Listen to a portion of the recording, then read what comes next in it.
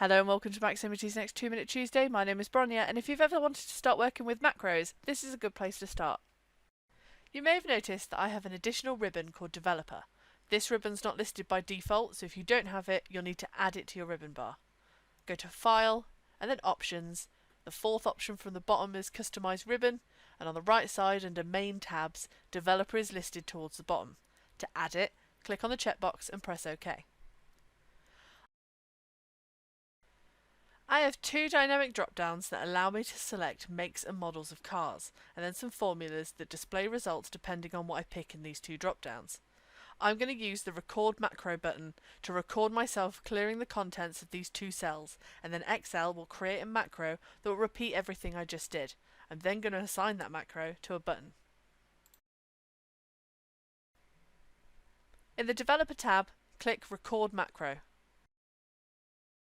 I'm going to call my macro Clear, and I can assign a shortcut if I want and then click OK.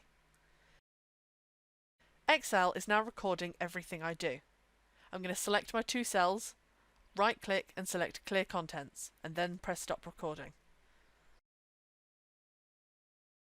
I'm now going to assign this macro to a button. In the Controls section of the Developer tab, select Insert, and under Form Controls, select the first option, which is Button. My cursor is turned into a plus icon, so I'll simply click and drag to the desired size and then let go. In the Assign Macro pop-up, I'll click on Clear, which is the macro I've just recorded, and press OK.